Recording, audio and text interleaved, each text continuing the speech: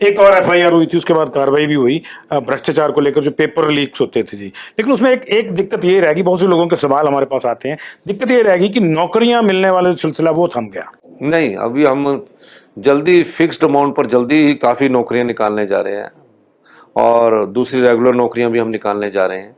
और निश्चित तौर पर अब जो सबॉर्डिनेट सिलेक्शन बोर्ड था उसकी जगह नई संस्था आएगी जो हमीरपुर में ही काम करेगी, उसमें सिर्फ मेरिट के आधार पर ही होगी। उस दृष्टि से हमारी एक कमेटी बन चुकी है जिसमें रिनाउंड आर्मी के ऑफिसर्स से लेकर रिटायर्ड आईएएस ऑफिसर्स कमेटी का काम करेंगे और उस दृष्टि से हम आगे बढ़ रहे हैं।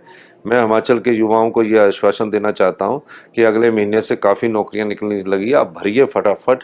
कुछ नौकरियां हम फिक्स्ड पर निकालेंगे, कुछ रेगुलर पर निकालेंगे, कुछ जो जैसे वाटर की है, मल्टी टास्क फोर्सेस का उनकी तरफ निकालेंगे, कुछ कंडक्टर निकालेंगे। नौकरियों की भरमार लगाने वाले हैं हम, निश्चिंत रहिए। हमें मतलब जो बजट में आपने जितनी ये समस्याएं पैदा हुई है पिछले साल की अव्यवस्था से, उस व्यवस्था को हम सुचारू करके आगे बढ़ने वाले। मतलब बजट में जो आपने 1,20,000 नौकरियां बोला है वो इसी साल लग जाएंगे। बजट में हमने 1,00,000 रोजगार बोला है।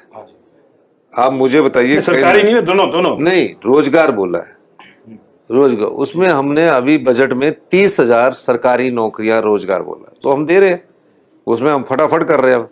मैं चाहता हूं कि एक साल के अंदर 30,000 40,000 लोग लगे ताकि लोगों को रोजगार मिले। कुछ परीक्षाएं हो गई हैं सर, लेकिन वो बीच में जो कार्रवाई हुई तो उसकी वजह से उनका जो है रिजल्ट नहीं, हो गया। कुछ परीक्षाओं के हम रिजल्ट भी निकालने की दिशा में आगे बढ़ रहे हैं।